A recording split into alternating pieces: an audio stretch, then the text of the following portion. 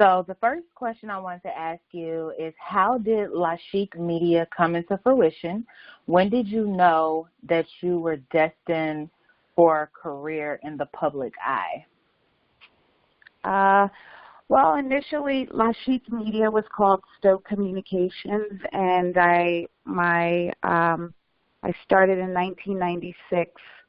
I opened my business, and I come from radio. So I started in 96, and I was a media buyer and publicist to mostly predominantly music, and then it expanded to film, television, and sports as well. So that's when I started. Okay. Is there anything in particular that made you want to transition from radio to going into being PR related? Yeah, actually, I've always been in broadcasting. So if you study broadcasting, there are so many jobs that you can qualify for, but I had never heard of a media buyer, and that was the dominant, I guess, area of my business. And a media buyer is a person who books and negotiates 30 and 60-second commercial spots on television and radio. So if an artist's album or a project is coming out, the record label would call me to figure out how to market on television to announce that an album is in stores now or coming soon. So that I wasn't trained to do that in radio and broadcasting. I had never heard of it, but my passion since I was 5 years old was to be in television. I thought I would be an anchor person. So I studied broadcasting and journalism, and I worked in that field for a while in radio at Power 99 in Philly. I was in the public affairs department. So that prepared me for a position with working with recording artists, and record labels. But like I said, media buying was foreign to me, and someone at a record label at Kadar Entertainment, in fact, Kadar Entertainment, who had an artist called Erykah Badu, A+, and Chico DeBarge. He said, Sai, I don't need a publicist, I don't need an advertising exec, but what I need is media buys. This is Vice President Kojo Bentel. And I said I could do that, and I left. I knew nothing about media buys, but I had a mentor who told me all about media buys, and he helped me set up my company. He fronted me hundreds of thousands of dollars until I established credit with the television and radio stations, and that's how I was able to be a media buyer, but I had never heard of it. So I say all that to say a lot of people don't know where they want to be. Maybe they think they want to rap, like Erykah Badu. She was initially a rapper. And it took someone like Kadar Massenberg to show her that, you would be better off as a singer.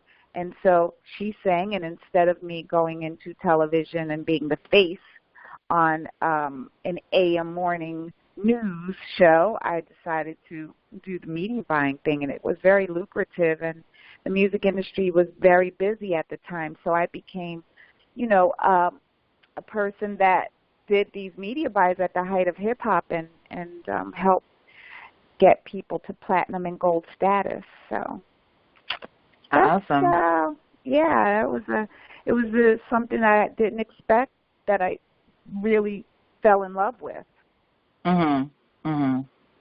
Awesome. Well, thank you for sharing that. So next question. You've worked with authors, radio personalities, musical artists, athletes, music labels, politicians. Is there a specific genre you prefer, and do you ever feel overwhelmed?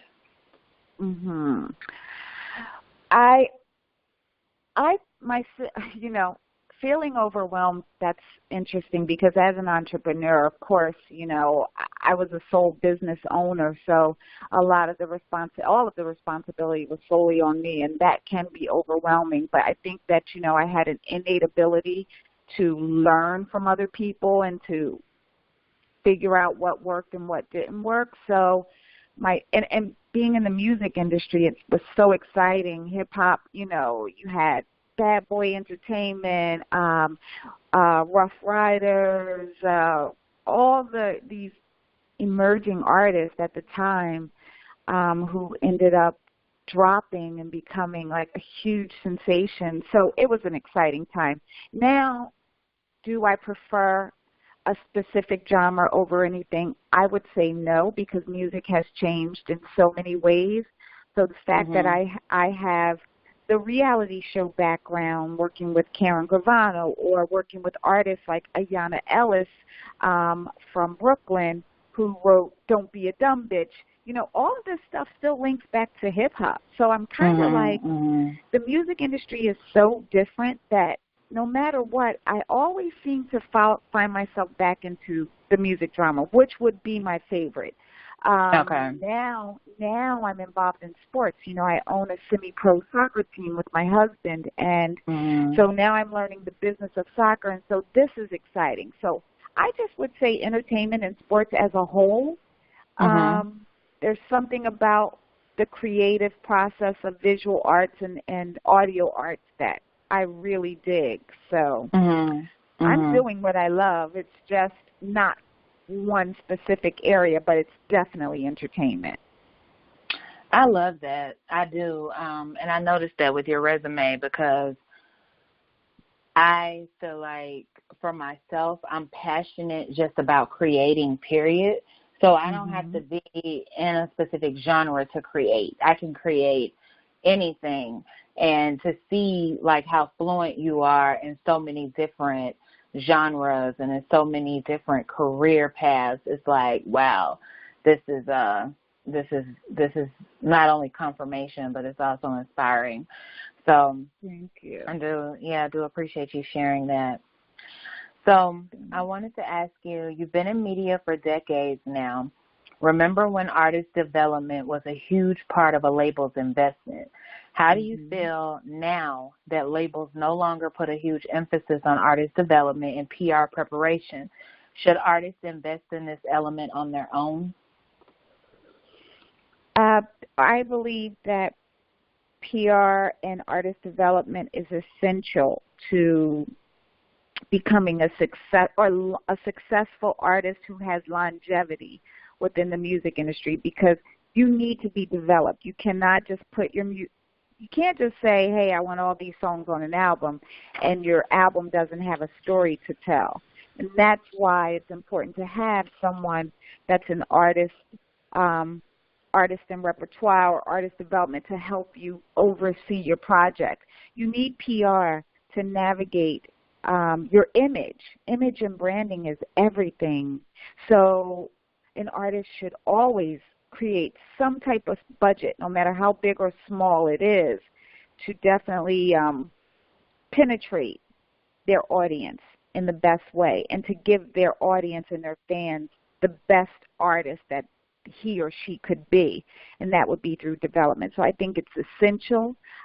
It's sad that people don't do it. I remember people used to say, like, rappers don't have choreographers. Yes, they did have stage choreographers. They had to know how to maximize the stage and engage with their fans while on stage. You can't just walk on stage and think that you stand there and just rhyme, and that's hot. It might be hot for a one-night show, but can you sell out? Can you sell out at Madison Square Garden? You can't just do that. You have to have a stage choreography. You have to have artist development. You need publicity to even let people know that you're going to be performing, or your album is out, or your single is out. So, yeah, create a budget for that and get with the right people that can help you. And a PR and artist development situation is a campaign. It's not something that you should see results overnight. You need to have at least 2 years of planning to do this. Don't just come out and think, hey, and you could drop different songs, of course, right? You're always creating art, but in terms of having yourself look at Beyonce. There's a difference between Beyonce and just, for lack of another big brand, I'm going to say Cardi B, One brand was developed and the other brand is trying to get developed in the middle of them having music out. I mean, the transition, you could see the difference, right? It was a huge difference.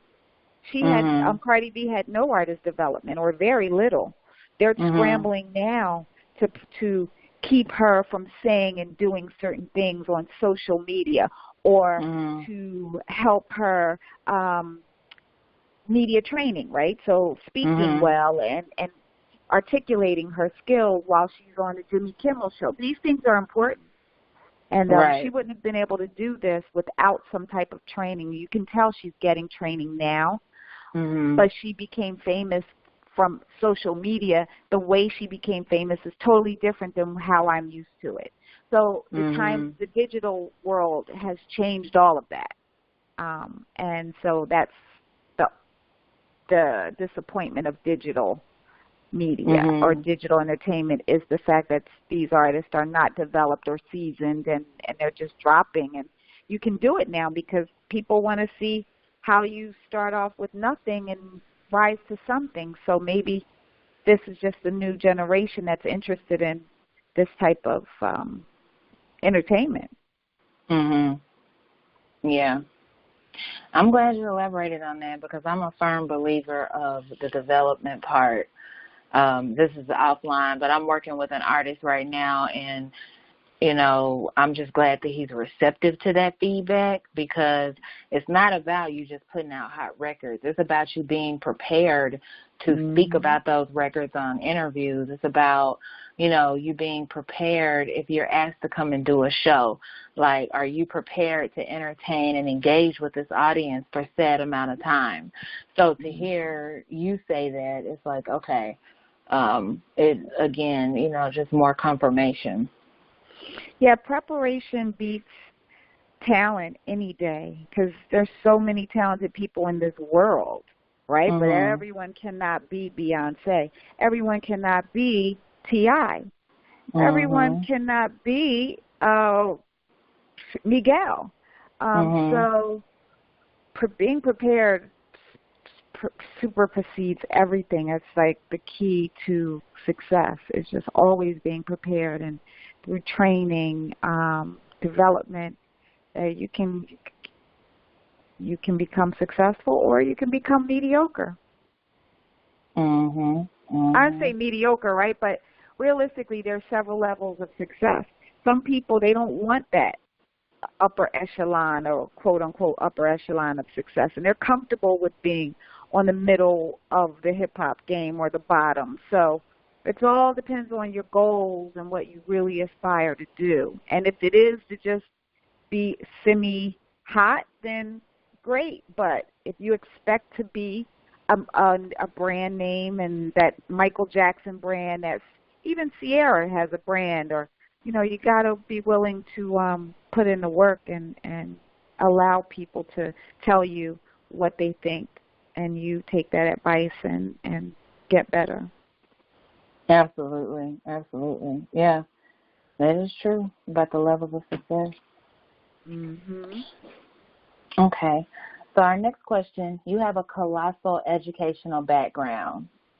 College educated, studied dance, ballet, acting, piano, flute, chorus, Spanish and Portuguese. This is just to name a few things. Do you feel this level of institutionalized education is required for success in media, or can someone with desire, dedication, and hands-on training be equally successful? Well, I am an advocate for education. However, I do know from my own experience, I have no bachelor's degree, and I argued my way into grad school. And because of my work history, my recommendations, my Google searchable information, they decided to take a chance on me. And so education is important, but it is not necessary. I was a millionaire prior to having a degree. So that can say, you know, please.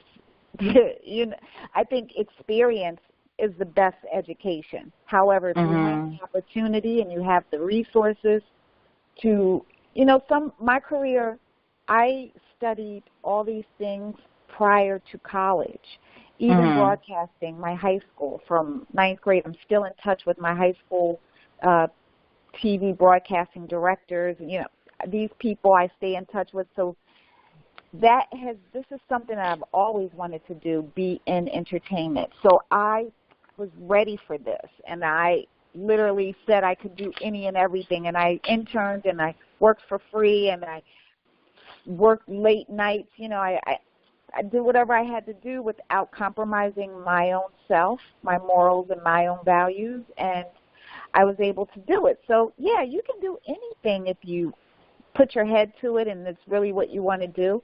Don't let not having an education hold you back. But if you want to be a lawyer or you want to be a doctor, you have no other options but to go to school. But if you want to be successful in entertainment, you got to put yourself in that environment, hang around those people, you know, be willing to work for free and absorb everything there is to learn and implement it. So, you know, it's possible. Everyone can't do it, or everyone would do it. Depends on your own self-determination. That's why it's important for people to go on Music Feed Pro themselves without a record label making them do these things, because you got to put in this work before anybody notices you, right? So this is a part of the work, being on Music Feed Pro, collaborating with other people. You know, be willing to get out your comfort zone and submit work not knowing if it's going to be a good feedback, but just doing it. That's how you become successful. Right, right.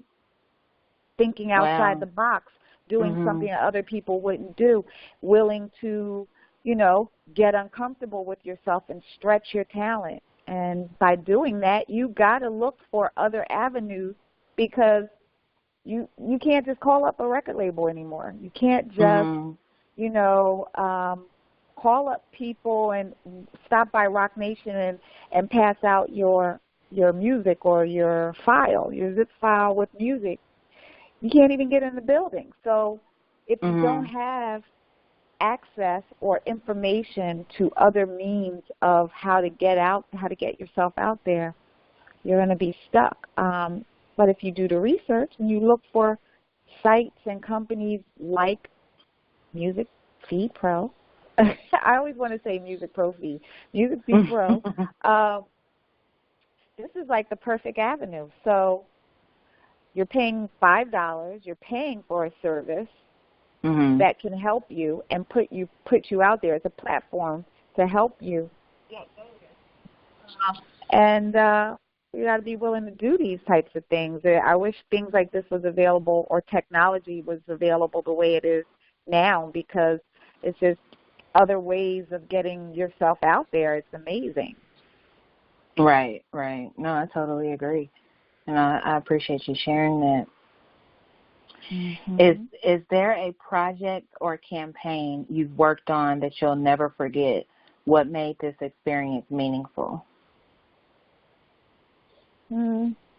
Yes, there are several. I have a ton of stories, but I think a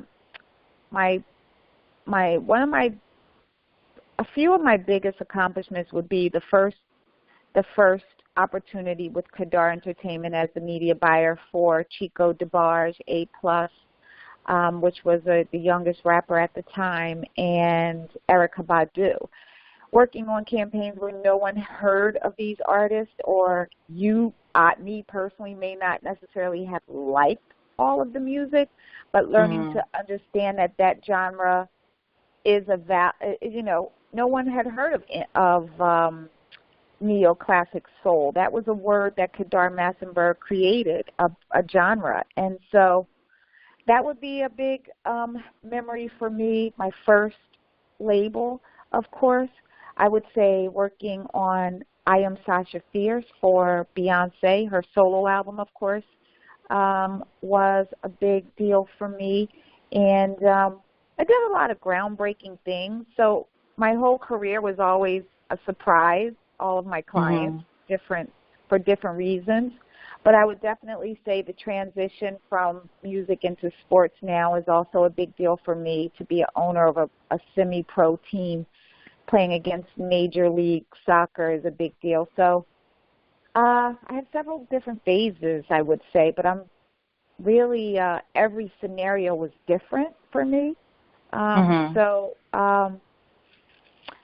I was lucky in that I was always shocked by, if I think back now on my career, it's always like, oh my gosh, I did that. I was with these people, it's always, so yeah, I can't just name one thing. I'm sorry. Oh, no, you're good. I think that that's important because it shows how varied your experiences are and then the things that were momentous to you. And I didn't even know Kadar had coined that term. I had no idea. I knew it was something that kind of came out around the Erykah Badu, Jill Scott, India.Arie time, but I didn't know that he was the one that came up with that. So I do appreciate you sharing that as well. Erykah is the queen. There was no India.Arie or Jill. In fact, India came second, but she wasn't even on the label at the time. So, yeah. But I think, his history comes from he managed D'Angelo, so this was his niche, Yeah. So Okay. Yeah. That makes sense. That makes a lot of sense. Okay. So you've been a contributing writer to publications like the Times News and other media outlets. Do you see yourself penning a book at any point? Yes, I definitely see myself writing a book. I've started writing, and I've just let it sit at my desktop. I don't know why, but I definitely need to. I've made history in so many different scenarios. Even working with the Game, and no one knew who the Game was, and we've made him famous before his first album dropped, and working with Czar Entertainment, Jimmy Hinchman, and the history of him doing great things and then getting locked up and having, all these different experiences in my life. It's amazing to think back on it, but to write a book, I'm not done. So I need I take notes and I write things down. I keep journals and diaries. So one day I'd like to be able to tell my story. That would be good for women, especially who are mothers. I was a mother at 19, and I did all of this with a child, even though she has a father, and her father was instrumental in her life. So I didn't have the support, but I didn't have the support. I had a nanny, and I lived out of town from family. So I do think a story empowering women would definitely be interesting, especially during this Me Too movement time where, you don't have to compromise yourself, but many women did, and now they want to be compensated for it, and it's like, no, you made these decisions, you didn't have to do it, and I'm proof that you didn't have to do it. I've gotten approached, but no one can stop your hustle if you're determined and you're you want to be reputable and be known for your work and not your body or looks. So I will write a book. Awesome. What does a day look like being a partner and vice president of global communications for New Jersey Teamsters FC? What does that look like? That looks like a full day, a 5 o'clock in the morning day of speaking with our counterparts in Europe, abroad, in Asia. Soccer is global. It's a huge, it's the number one sport in the world. And so I'm playing catch up. I'm learning a lot about it. So 5 o'clock in the morning is the start of the day. A lot of marketing, talking to potential sponsors, making sure that the match dates have the entertainment that we need, because we're not just a match, we're entertainment. So we provide soccer, but it's a family environment. So soccer, we have the DJ, we have entertainers performing, singing the national anthem. setting all that stuff up is exhausting. So my day starts at 5 and it ends at about 11:30 at night. And I could be doing anything because, again, I'm an entrepreneur, but I try to focus on the media and marketing end of it, which is hard to do when you own everything. You're overseeing budgets and meetings and city hall meetings and city council meetings with mayors because we have to have stadiums. So it's interesting. I don't know. I couldn't tell you how to sum it all up in a day. It's hectic. It's long hours, dealing with a lot of different nationalities. And we have a streaming TV deal.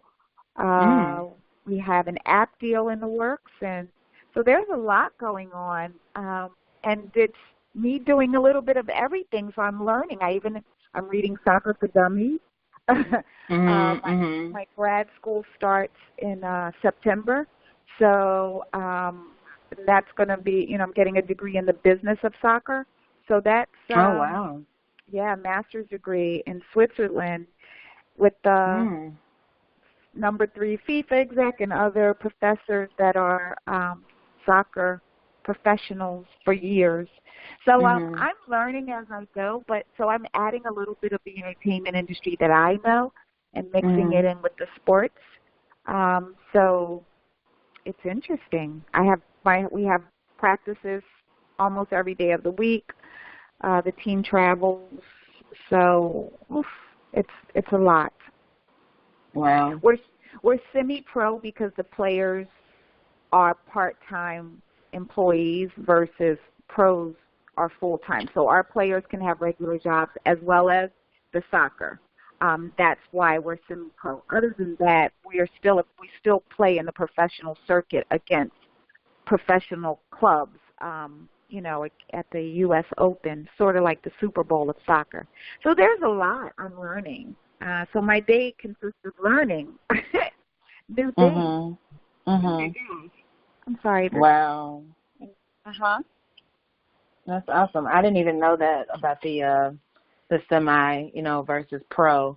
I didn't know that distinction between part-time or full-time or anything like that. So that is definitely interesting. Yeah. So I appreciate you sharing that. So you kind of touched on this, but I wanted to ask this question specific to this. It's a common topic for women to have to discuss work-life balance. Do you find it challenging to stay successful in your career while also having a healthy personal life? Well, other people have proven that the healthy personal life. No, I don't think you need a healthy personal life I think the most successful people are the most chaotic people.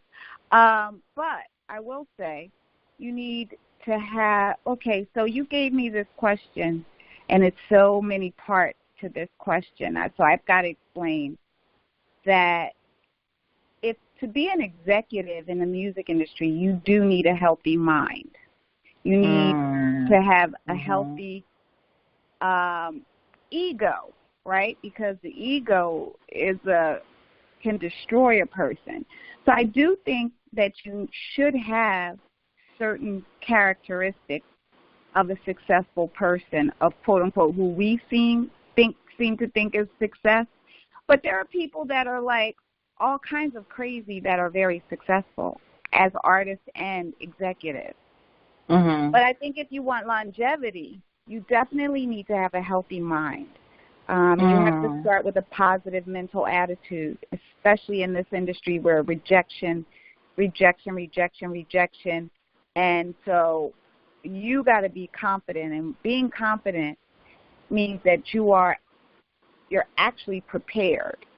So being prepared allows you to be confident, but having a positive mental attitude allows you to focus and be prepared so that you are confident.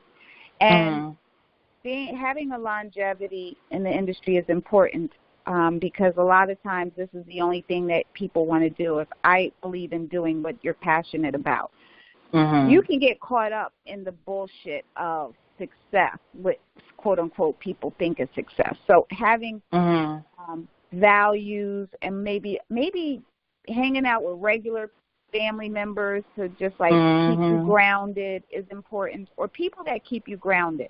It doesn't necessarily have to be family, but just being around the right people in the middle of the chaos is important. Right. You don't have to be like, I know a lot of artists that I would think would be mentally ill, but, they're able to function and do well. So, hey, listen, got to be a little bit of crazy to be in this business. However, I think if you are known for being consistent, being dependable, reliable, trustworthy, then your reputation in the industry, people will always seek you out to do business with you. I think that's important. That is like my soul is doing cartwheels right now, because I seriously needed to hear that, because I feel like if you give me a task, it's going to get done, and it's going to get done with a spirit of excellence. But I do have things that I'm still working out, within myself, like going through a really bad divorce and dealing with issues with my father and stuff like that. But it still hasn't taken away from me being able to get the job done. And my life has never been like A, B, C, D, E. It's always been like A, F, J, Q. Right. It's never just been like that. And I kind of I like it, because I just don't see how some people, like, everything has been perfect, worked out exactly according to their plan, how that, I don't know how that works, because I've never experienced it. So, but I do feel like I have a strong mental. So by you saying that, that really did help me. So I appreciate it. Yeah, no problem.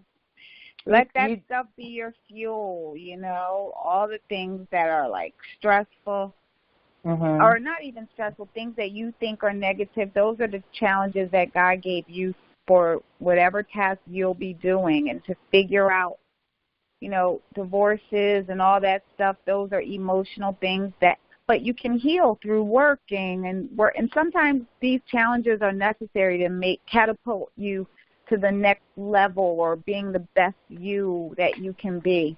It's not necessarily a death to have a divorce, right? It could be the best experience that you experienced love, and now you experience being able to love someone from a distance and moving on with your life. So it's like, don't be bitter about things. I used to be very angry. My mom died when I was 25. I'm an only child. Like, I've never had it easy. I've had it easy with my mother. So that one person who made my life consistent and, was there for me no matter what, all of a sudden got yanked away.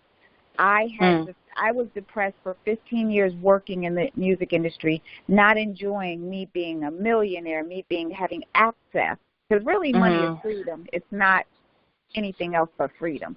So having all this freedom to do the things that I desire, I was dealing with mourning and mourning for years. And so I'm telling you this because I don't know you, but don't let a divorce define where you go in life, or you thinking it's a failure. Because in my generation, getting a divorce is like a stigmatism. Never look at it that way. It's a growth process. Maybe you outgrew that person, or he outgrew you. Whatever the case, or maybe he wasn't meant to be for you, or vice versa. So always just know that those are just the lessons God gave you, because you got to figure these things out. You can't nobody has a simple life, even if they pretend that it is. It's not. I'm watching Getty. Getty had a complex life, and was very wealthy. But I wouldn't trade shoes with him. Yeah, I saw that movie. I was like, oh my gosh. I would have never known that this is what this man was dealing with. Well, I appreciate that, and I'm not religious. I grew up religious, but I'm very spiritual now, and I just appreciate the Spirit speaking through you, because that is part of the reason it was taking me so long to go back to New York, because I met him in New York. We fell in love in New York, and it was like that was kind of dangling over my head. But we're in a good place now as far as we know that the divorce, it was, it happened. It was supposed to happen. And, we have each other's blessings to go on. It's just that being raised in the South. Yeah, it's a stigmatism. That fake shit in the church, and you got to be married. Yeah, no, don't worry about that. Yeah, live your life, stick it out, be there for your husband, stick it out, suffer. And I'm like, no, I'm not going to, no, this is not, I don't believe that that's what God wants me to do, so I'm not doing it. God didn't want nobody to suffer. He wants you to have abundance and happiness. Exactly. And you can be friends. You guys are still connected. You were connected for a reason. Maybe being good friends, you're still family, but you just don't have a paper. That's it. Don't let other people. My people like to judge.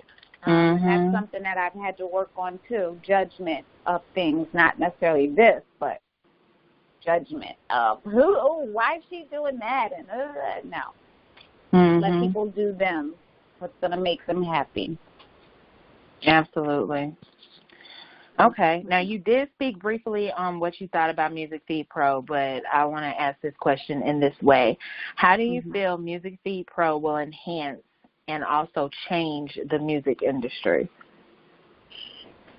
Well, I've seen PMP and to develop into as a tester is very successful. And I think, like I said, MySpace has shown that people want to get out there digitally, and why not work with a digital company that actually has connections in the industry that can help you get, noticed, I should say, or even your music out there. I think this portal will definitely help people. Conrad is definitely a person that knows. He's always had his finger on the pulse of this digital times music situation. So I think anyone that gets involved on the feed can see by other testimonies of Stevie J, the Spotify exec, Lenny Santiago. Those are people that really are doing things in the music industry. And so if you have these type of folks that are interested in finding talent from Music Feed Pro, you can't call them up. You can't get your music to them. It's impossible the way it used to be. So this is the best way, and I would say, this should be the only way. This is like email. This could be like Gmail is to digital mail. It's the future. It's the only way to go. You can't get in upstairs in a building in any record label. So you're not going to hang out in the hallway. That doesn't happen anymore. This is the only way. Well, that made it crystal clear. And any new projects that you have in the works, anything that we can look out for or support you in any way? Basically just my New Jersey Teamsters football club and what we're doing. I'm always looking for entertainment. I'm always looking for artists to sing the national anthem or to perform because, I have access. I have a stadium that's a 3,000-seater. I have access to larger stadiums.